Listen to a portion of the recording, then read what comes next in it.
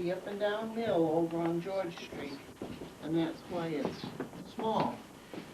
However, your fireplace was your primary source of cooking. However, you like to have bread and maybe pies and things like that, and maybe a roasted chicken. Well, what do? You've got a fireplace. Yes, what do you think you do? You put it like in that pot and you set a fire in there and you wait a while and it'll cook. Well, yes it will. But if you want to bake, that's kind of a tricky way to bake. What you do is you use, I'll take everything out. You use your brick oven. Now, in this pot, the spiders, so don't get too close. Well, I tell you what, we'll give it, you listen, and then we'll give everybody a chance to rotate and look. You take fire on a metal shovel from here, put it in here, build it up, make it really brisk fire, and there would be a metal plate that fit right over there tight to protect from burning anything else. And then wait until all of these bricks were thoroughly heated. Would you listen first and ask second? The lady didn't have a thermometer to tell what oven temperature she had, but she had her fixed. And she could put her fist in, and by practice she knew when it was hot enough for her food. Early on that day, she would have had a table here. She would have mixed her bread. She would have put pots of beans ready to bake. Whatever she was making, pies, whatever. And she knew which one required the longest cooking time. She would pull the fire out with her metal shovel, put it back in the fireplace, and then she would start with a tool that you all know. It's the same tool that has been used down through centuries, and it's still called a peel. Now, a peel has a long wooden handle and a broad, flat blade of metal. And where do you see it? Say it. Say where? What did they use it for now? Where do you see pizza? Well, sure, pizza ovens. They have to shove that under the pizza pan and pull it out. And that's what the lady had. That's what people in the Southwest, native tribes used in their outdoor ovens. It's what was used in Europe, in Greece. You can go way back in history, and the peel is one tool that is still in use today, called the same thing. So the lady would take her things that were going to cook the longest and put them way to the back of the oven, and so on, and the things that would cook the least time would be out here.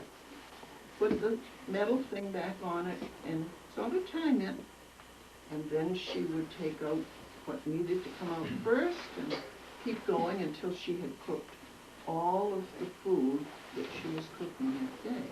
And that's how she did her baking.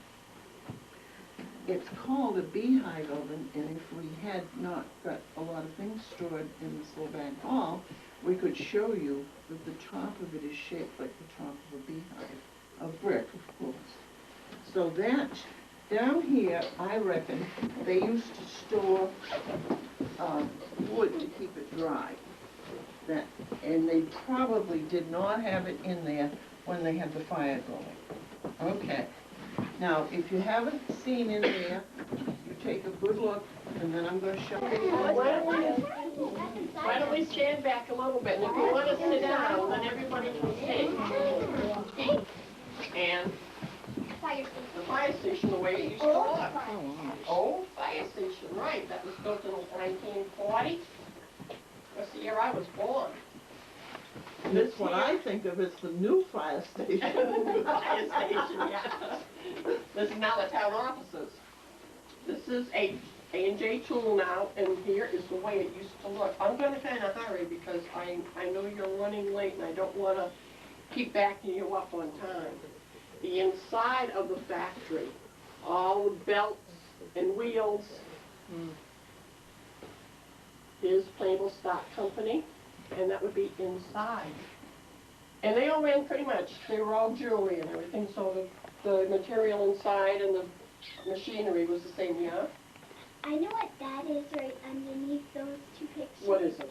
It's a place where it was built a long time ago when people were like riding horses, and that's where the horses could drink. Right?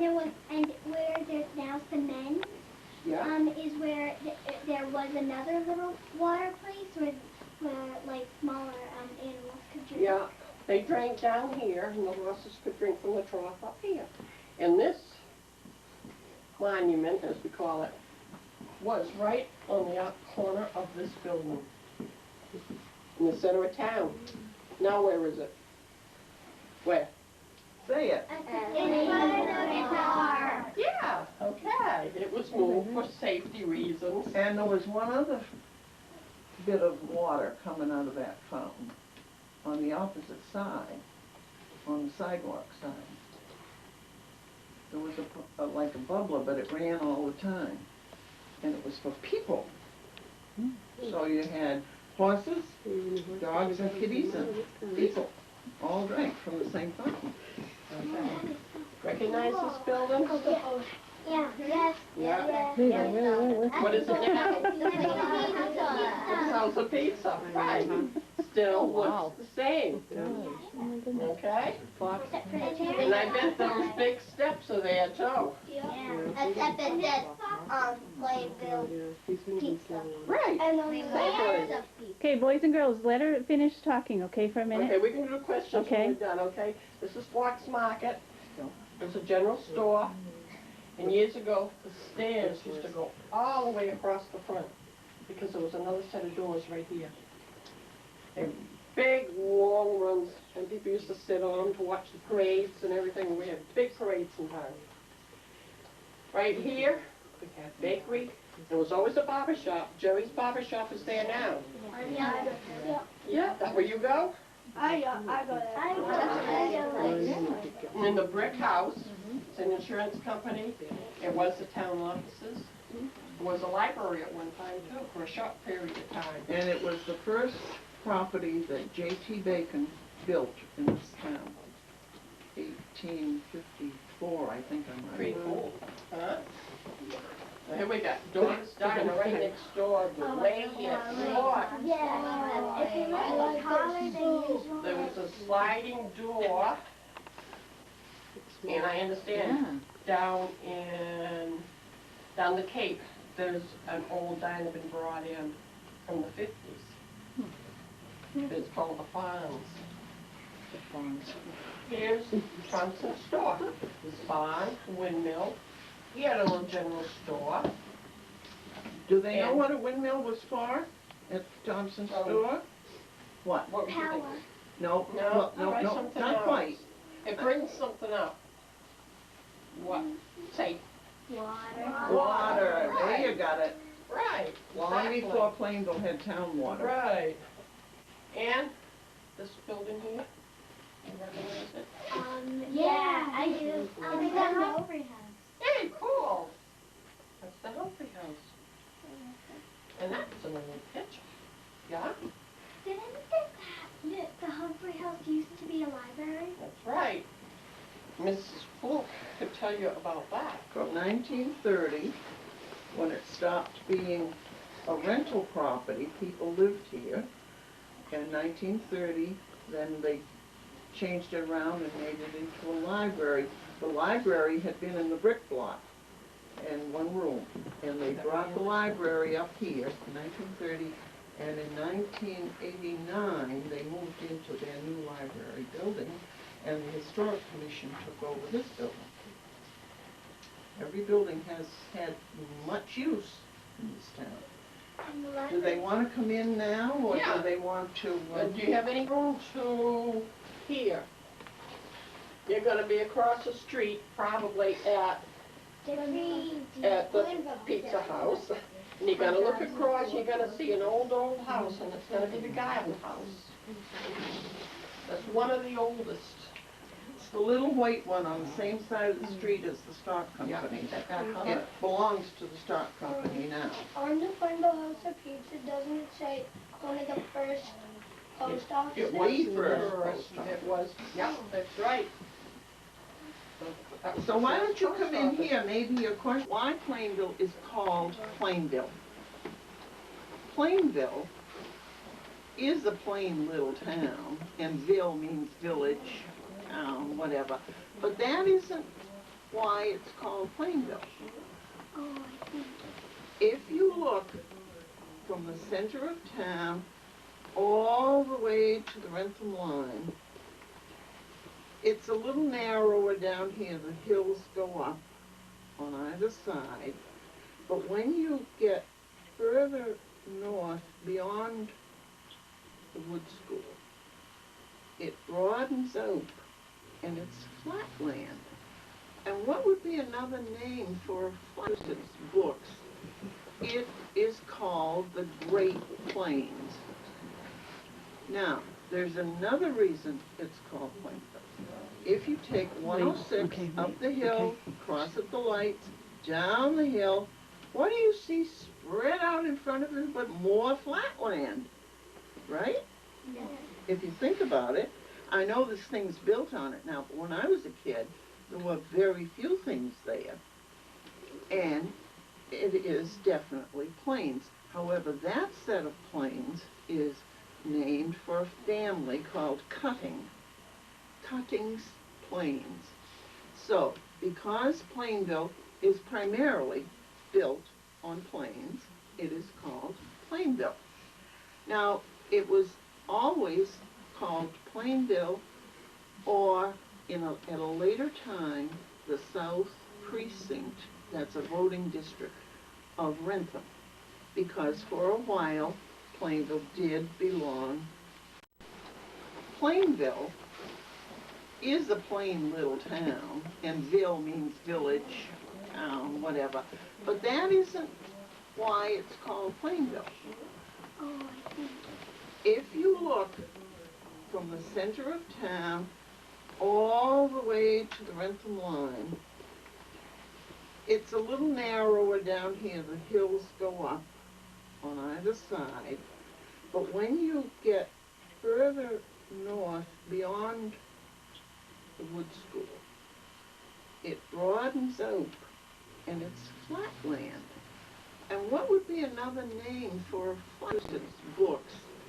It is called the Great Plains.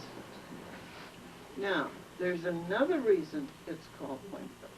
If you take 106 up the hill, cross at the lights, down the hill, what do you see spread out in front of it but more flat land, right? Yeah. If you think about it, I know this thing's built on it now, but when I was a kid, there were very few things there. And it is definitely plains. However, that set of plains is named for a family called Cuttings Plains. So, because Plainville is primarily built on plains, it is called Plainville. Now, it was always called Plainville, or at a later time, the South Precinct, that's a voting district, of Wrentham, because for a while, Plainville did belong to Wrentham. However, all of Plainville did not always belong to Wrentham. And this was a very interesting thing when people from this commission began to research property. They found that they would have a description of property, and it would sound as though it belonged in this town. And the old books would say Dorchester. Now, Dorchester is a community which is now part of Boston, but it was a separate town in the 1600s, and it is near Boston, of course. And you know, the people who lived in Dorchester in the late 1600s decided that it was getting overpopulated, too many people. And they did, what did I do with it? I started out with it, and I've laid it someplace, and I don't know where I laid it. A map. They drew a map of some of this land, and it goes right down to a point at the Angle Tree Stone, or a little jog, actually, and the point's just beyond it. And they did a funny thing. They put south at the top of the map. You know that north is always at the top of our maps today. Because it covers so much territory, it goes way up to Dorchester and all the way down to Plainville. And they laid it out, and different people own different plots. And because it's shaped like this, and it's jiggy up at the top, I always called it the ice cream cone map. It looks just like an ice cream cone if you took it the right. Oh, you found it. Oh, thank you. Here it is. If I hold it like this, do you see the ice cream cone? Yeah. Well, this is the south. This is north. This would be Wrentham here. And this yellow part was this farm right here that belonged to Humphrey. James Humphrey, and his wife's name was Dorcas Fairbanks before she married him. And they came here from Dorchester, and built some portion of this house. Some of the builders that have looked at it think that it was built half and half, but nobody agrees on how much and what was built first, and so we just say James Humphrey built the place. And it included the 10 Mile River, his property, and it went all the way to up the hill, started up the hill, and took in all the plain. You can see why it got called Plainville. Well, that's your ice cream cone map, and that's something about why Plainville is called Plainville. Now, one thing that I think you people are probably never going to have a chance to know much about is the thing that Plainville, as a product for which Plainville is best known, or was best known. Over on West Bacon Street, Oh, that's right. there's a big factory on the right-hand side going west, and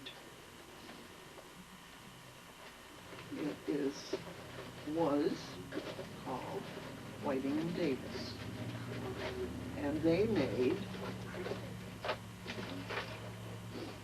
mesh bags.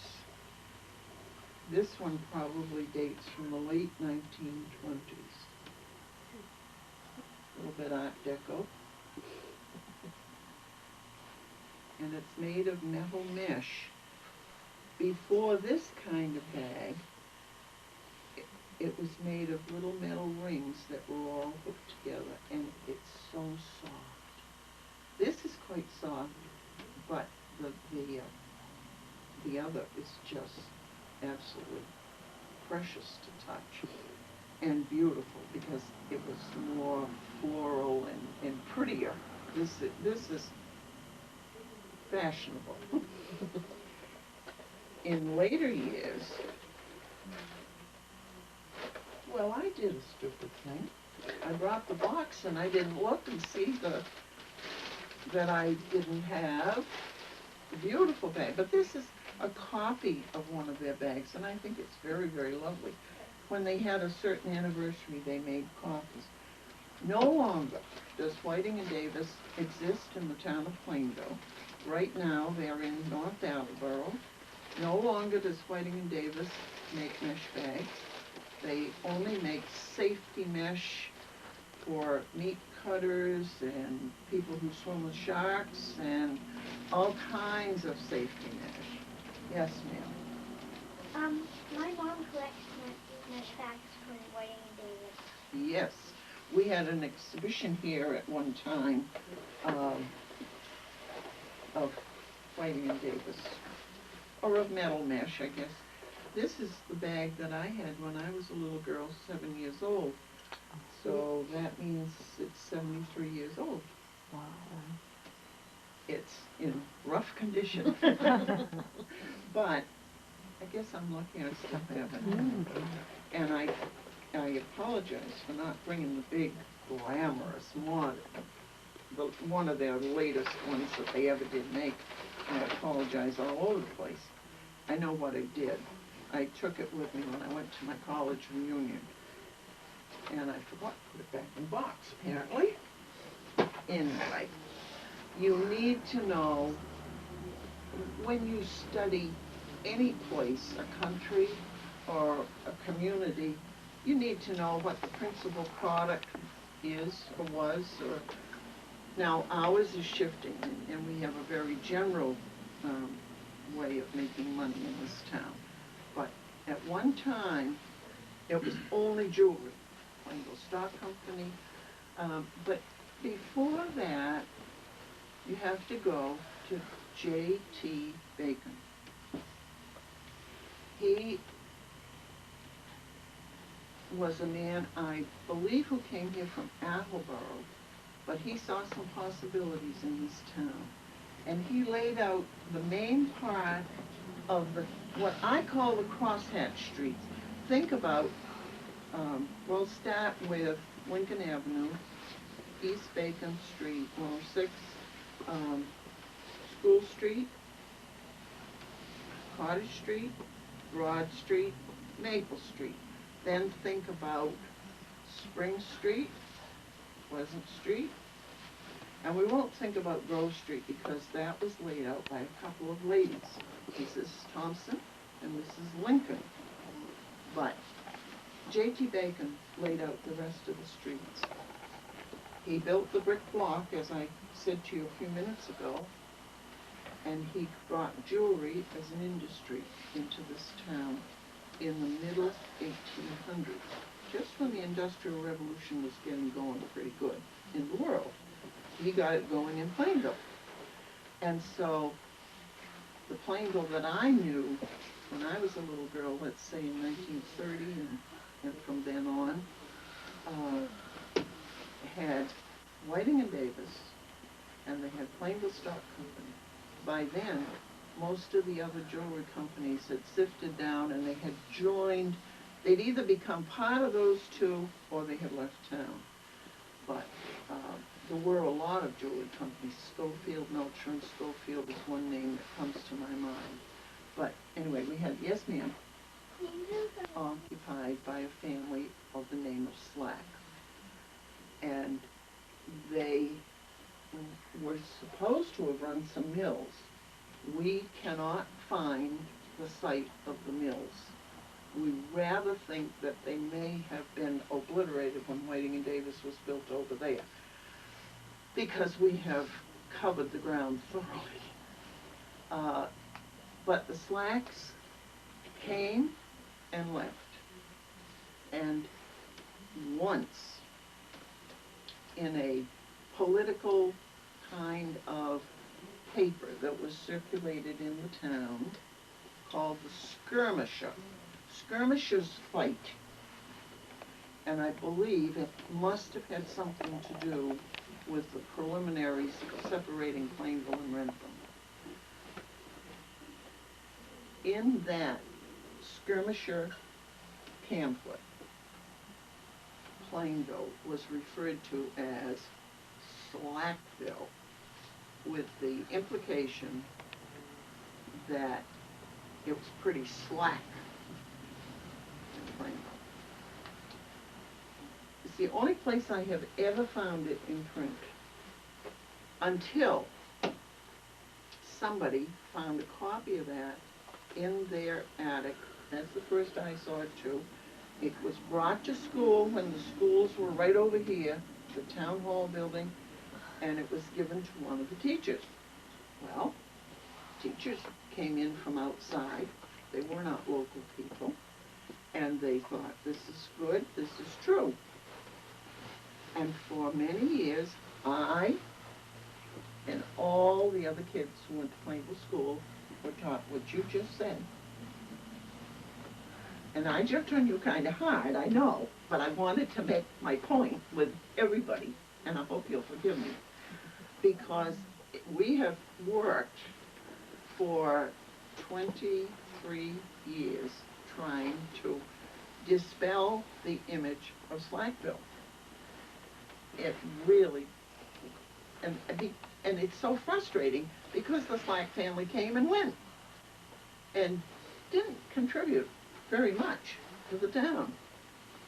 So we felt that people in Plainville were entitled to know how Plainville got its name, that James and Dorcas Humphrey built this house, may have been one of the first houses in town. There's a little discussion as to whether the Guild House down the street was earlier or later, you know, you can just take it. And the thing that I want you to take away is pride in your town. There are some wonderful, wonderful things that have gone on in this town. And some of the height of it, well, Anna Ware Jackson. She was a wonderful, wonderful teacher for this town, 44 years. She was a strict disciplinarian. What? That was good for those kids. My father went to school to her, and I knew her, but the way I knew her was a much softer way, doubly softer.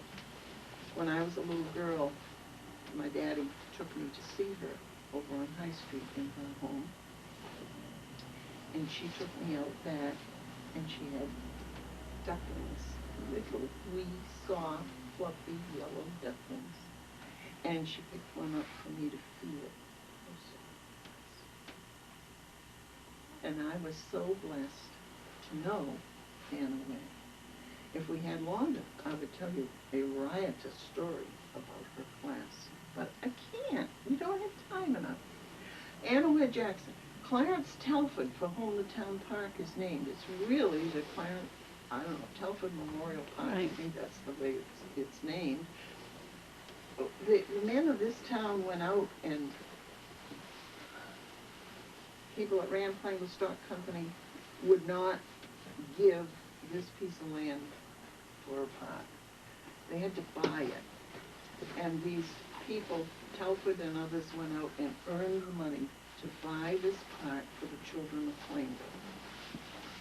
It was, in those days, intended to be free forever for the children of Plainville. The men dug a swimming pool with a horse and scoop and shovels. And it was not where the swimming pool is now, it's where the enclosed play area is. It had a deep end and it had a shallow end, and it was filled with water from the 10 Mile River, which flowed in at the shallow end and out at the deep end, and it changed so rapidly, and that water was so pure, it was cold enough to freeze your bivvy or whatever.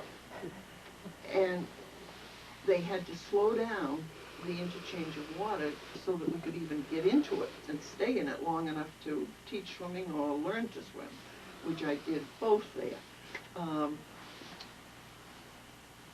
The pool, they had 4th of July celebrations. That picture of a bonfire right there is, every year they built a bonfire with ties from the railroad track that were condemned ties. And men stayed from May until the 4th or the 3rd of July in a pup tent over there. Every single night they slept beside that bonfire so that nobody would set it off prematurely, should we say early.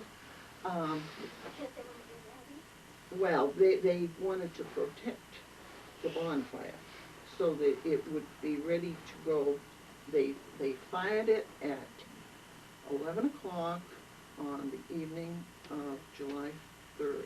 We had a horrible parade, and then there was a midway, and this bonfire was always built where the Little League field is, behind Whiting and Davis, in front of the highway plant. They had a midway. There would be dancing in the Walter Rice Memorial Building, which is now some kind of I don't know, they sell remainder market stuff. All these things were donated. All the people gave their services. Everybody in this town worked on this. And every cent of the proceeds went to equip the park with swings and slides and tennis court and all bandstand, which is gone.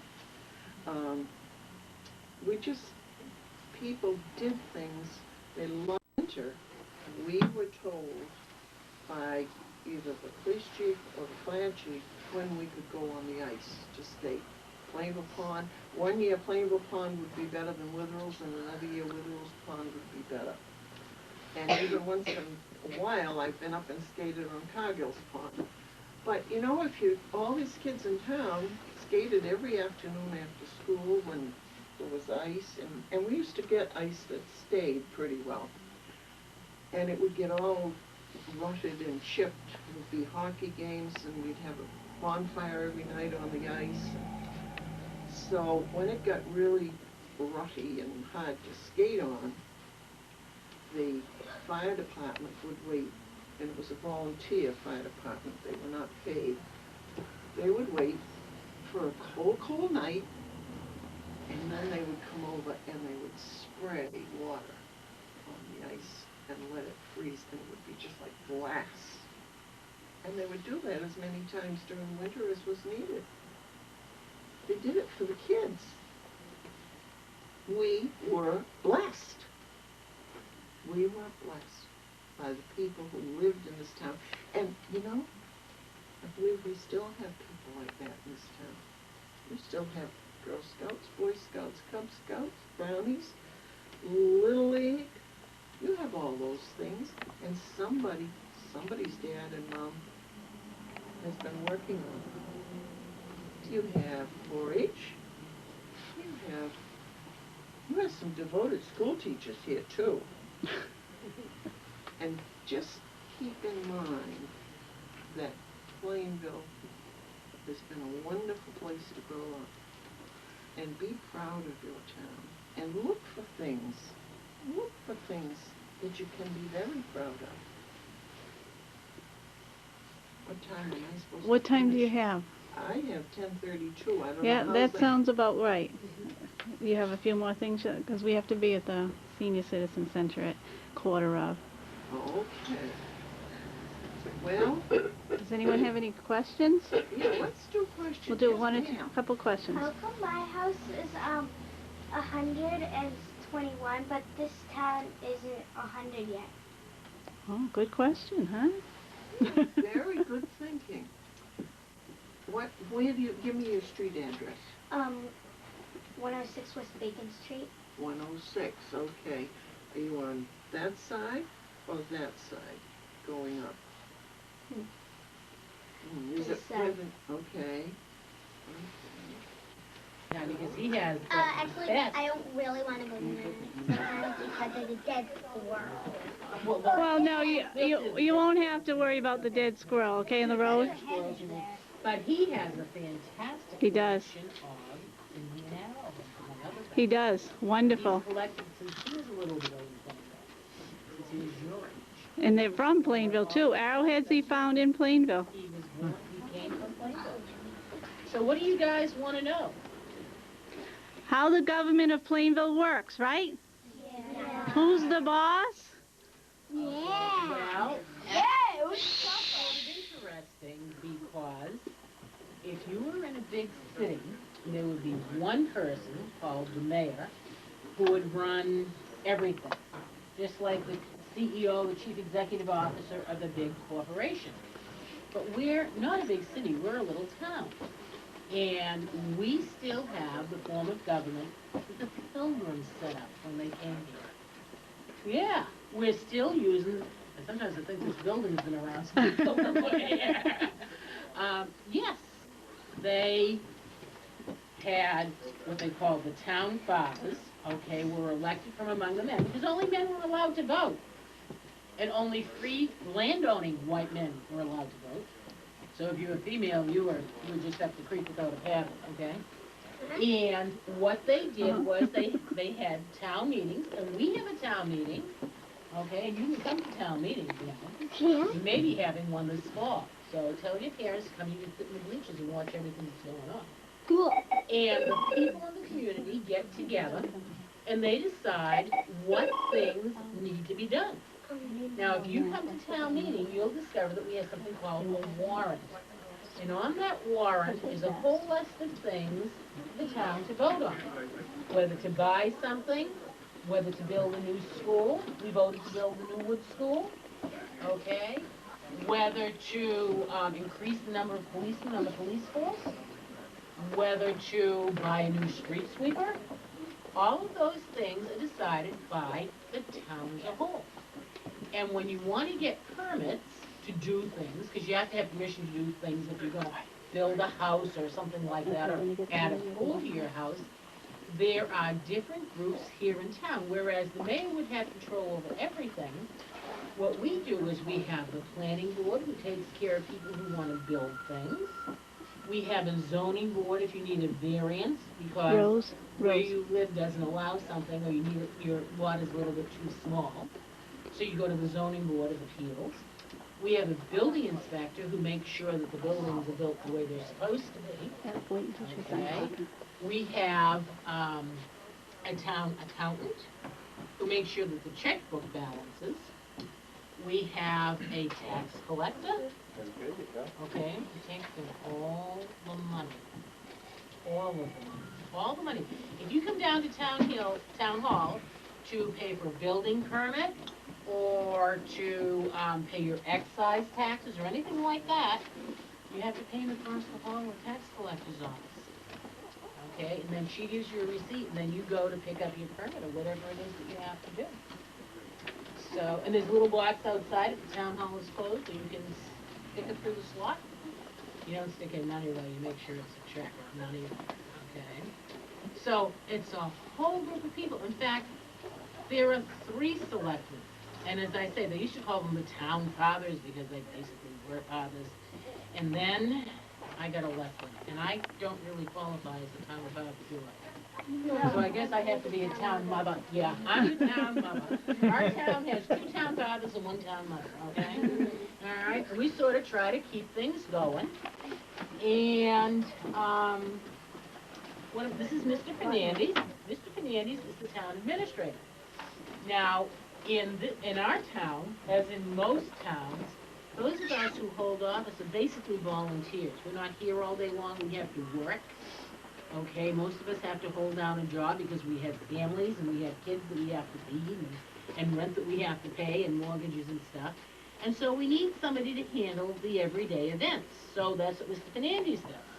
And people come in and say, I have a problem with this or I have a problem with that. And he tells them, okay, you need to go here, you need to do that. And if it's something that the selectmen have to make a decision on, he'll say, well, I'll give you an appointment. For example, I was in town hall a couple of weeks ago, and a young man came in, a very nice young man, with some stuff that he was selling. And he came to the store and he says, hi there, I'm selling da-da-da-da. And I said, oh, that's real nice. I said, and you've got your hawker's permit. He said, what? I said, you have to have a permit before you're allowed to go door to door in town. And when we give that permit out, we make stipulations on it. You have to register with the police department every day. You have to have a picture ID. You have to give the police department the license plate off of your car and the make and model, so that if somebody calls in and says, there's this strange person walking around my neighborhood, we can say, well, yeah, he's allowed, or he or she is allowed because they're selling books or they're selling whatever. If they don't have that, the police go up there and they say, I'm terribly sorry, but you'll have to stop. And that's one of the ways that we make sure that you're protected, because you're getting off the school bus, and we don't want strange people who have bad thoughts in their heads wandering our streets. So that's one of the ways we do it. And Mr. Fernandes would tell someone who wanted a hawker's license, fill out this form, and then make an appointment for him to come before us as the Board of Selectmen. And when they came before us, we would ask what they were going to do. We would ask for identification. We would put all kinds of stipulations in. You know, they can't stop before a certain time. They can't sell after a certain time. They have to check in at the police station every day so that everybody knows what's going on and everybody's on the same page. And this young man had a question. What was your question, dear? What if you're having a yard sale? Do you need a permit for that? No, you don't. Some towns you do, but not in Plainville. In Plainville, you don't need a permit to have a yard sale. Now, some towns only allow you 1 or 2 a year, and you have to get a permit to do it, but we don't. Have you had a yard sale? You gonna have one? No. With some toys to get rid of? Yeah. Oh, that's altogether different, because that is a fundraising activity. So you can come down here to the town hall and sell all the candy bars you want, and they'll buy them too. This guy lives on, and if you're selling Twinkies, you will make a killer, because he's addicted to Twinkies, okay? So what you need to do, if you need to raise some money, is you need to go out to BJ's, buy some Twinkies cheap, and then come up here and sell them expensive. And you'll be able to go anywhere you want to go. Maybe we can pay for our next field trip that way, huh? Let me just ask you, you came from the Humphrey House. No. Did- Well, we've been to the Humphrey House. We didn't just come from there, but we've been there, But yes. you've been to the Humphrey House. From The fire station. We came from the park. Well, we've been all What- over. What was the Okay, Humphrey House shh. before it was the home historical place? Yes.